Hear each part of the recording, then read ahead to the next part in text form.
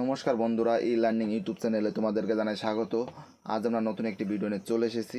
আজকের ভিডিওটিতে আজ আমরা জানতে চলেছি এবং দেখতে চলেছি প্লাস শিখতে চলেছি কিভাবে পুরনো কাস্ট সার্টিফিকেট, জাতি শংসাপত্র অনলাইনে ডিজিটাল করতে পারবে।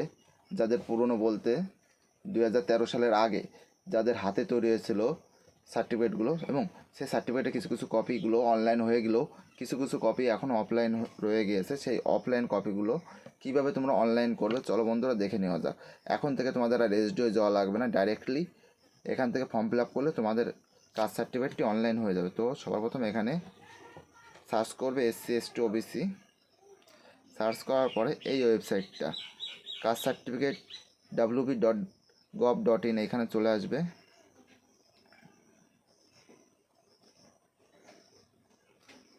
পেজটি লোড নিতে একটু সময় লাগছে। তো আসার পর আমি যেহেতু এটা মোবাইল থেকে করছি, এরকম ভিউ দেখাবে। এখান থেকে ডেস্কটপ মোড করে নেবে।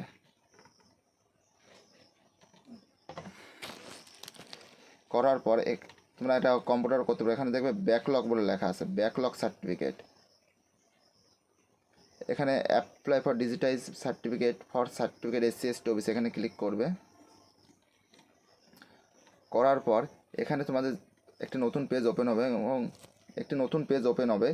এবং একটি ফর্ম ওপেন হবে। তো এখানে তোমাদের একটা ফর্ম দেওয়া গেছে, এই ফর্মটি ফিল আপ করলেই তোমাদের কাস্ট সার্টিফিকেটটি অনলাইন হয়ে যাবে। তো কীভাবে কী করবে চলো বন্ধুরা দেখে নেওয়া যাক। তো সবার প্রথমে তোমাদের এখানে তোমাদের কাস্ট সার্টিফিকেট, পুরনো যে কাস্ট সার্টিফিকেট, সেই কাস্ট সার্টিফিকেটের নাম্বারটি এখানে দিয়ে দিতে হবে।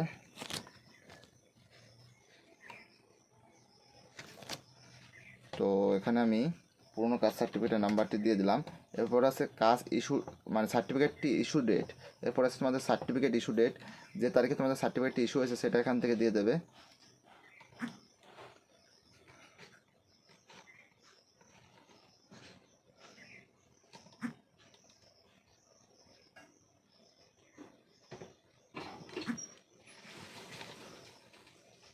এরপর তোমাদের যে অথরিটি, যেখান থেকে তোমাদের এই কাস্ট সার্টিফিকেটটি ইস্যু করা হয়েছে, সেই অথরিটির নামটা এখানে দিয়ে দেবে।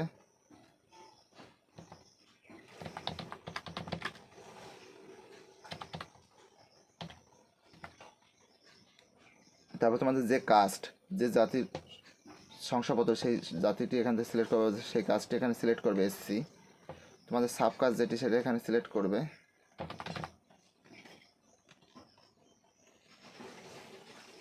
এরপর আসছে তোমরা হিন্দু, মুসলিম, খ্রিস্টান, জিন, যে তোমরা যে কাস্ট ধর্মে বিলং করো সেই ধর্মটি এখান থেকে সিলেক্ট করবে। এরপর আছে ক্যান্ডিডেটের নাম, এখানে নাম, পুরো নামটি লিখে দেবে।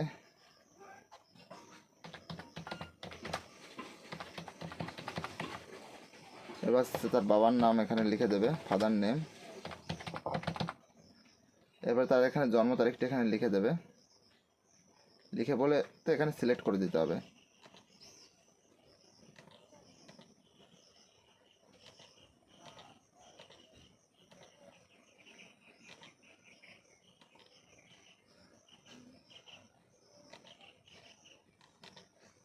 এখানে তার জেন্ডার লিখবে, এখানে তার আধার কার্ডের নাম্বারটি লিখে দেবে।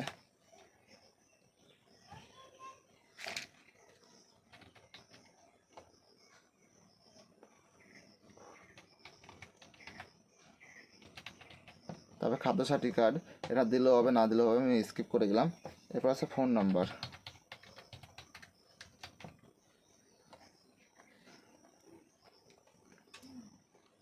এবার এখান থেকে তোমাদের জেলাটা সিলেক্ট করে নেবে, তোমরা যে জেলায় বসবাস করো।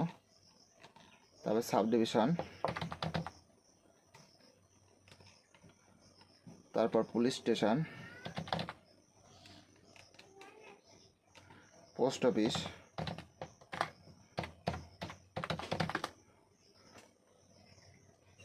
তোমরা মিউনিসিপ্যালিটিতে থাকো না ব্লকে থাকো সেটা সিলেক্ট করবে। তো আমরা ব্লকে থাকি, ব্লকের নাম এখান থেকে সিলেক্ট করবো। এখান থেকে গ্রাম পঞ্চায়েত সিলেক্ট করব, এখান থেকে গ্রামের নামটি লিখে দেবো, এখানে পিনকোডটি দেবো। এবার এখানে তোমাদের দুটো জিনিস আপলোড করতে হবে। এক হচ্ছে যে যার সার্টিফিকেট অনলাইন করবে তার পুরনো যে কাস্ট সার্টিফিকেট সেটা স্ক্যান করে বা ছবি তুলে JPG ফরম্যাটে 100 KB ভিতরে রাখবে, রেখে এখানে আপলোড করবে। তো আমি প্রথমে করে রেখেছি, তো এটা এখানে আমি আপলোড করব। এবং এরপর আছে অ্যাপ্লিকেন্টের ফটোগ্রাফ, এখান থেকে ফটোটা আমরা নিয়ে নেব। নেওয়ার পর এখানে একটা ক্যাপচা কোড আসবে, সেটাকে ফিল আপ করতে হবে।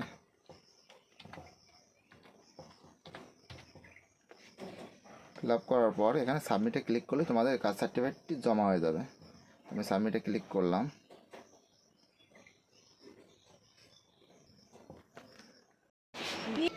তো বন্ধুরা, তোমরা সাবমিট করার পরে এরকম একটি পেজ ওপেন হবে এবং সেখানে তোমাদের যে অ্যাপ্লিকেশান নাম্বারটি দেওয়া থাকবে, এটাকে কপি করে নেবে এবং তার নিচে তোমাদের click here two view acknowledgement বলে একটা অপশান থাকবে, এখানে ক্লিক করবে। ক্লিক করার সাথে সাথে তোমাদের যে অ্যাকনলেজমেন্টটি সেটা ডাউনলোড হয়ে যাবে এবং অ্যাকনলেজমেন্ট ডাউনলোড হওয়ার পরে তোমাদের ডান দিকে ছবি দেখতে পারবে, বাঁ দিকে তোমাদের অ্যাপ্লিকেশান নাম্বার, নাম, বাবার নাম, ঠিকানা, ডেট সমস্ত কিছু দেখতে পারবে এবং তার নিচে তোমাদের কাস্ট সার্টিফিকেটের নাম্বার, ইস্যু ডেট, কোথা থেকে ইস্যু হয়েছে সমস্ত কিছু লেখা থাকবে। এটা করার পর তোমরা পরবর্তীতে কীভাবে চেক করবে তোমাদের কাস্ট সার্টিফিকেট অনলাইন হলো কি হলো না, সেক্ষেত্রে কী করতে হবে, তো ব্যাকে চলে আসতে হবে। ব্যাকে চলে এসে আবার এই ওয়েবসাইটে চলে যেতে হবে।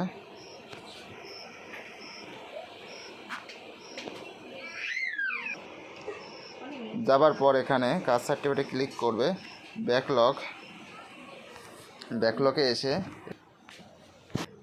এখানে চেক অ্যাপ্লিকেশান স্ট্যাটাস ডিজিটাইজ সার্টিফিকেটগুলো লেখা থাকবে, এখানে ক্লিক করবে।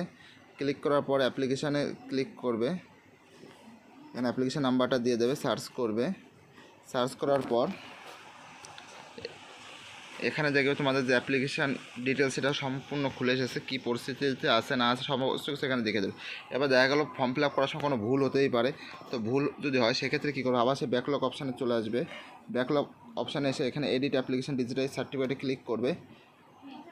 অ্যাপ্লিকেশান নাম্বারটা এখানে দেবে, ডেট অফ বার্থটি দেবে,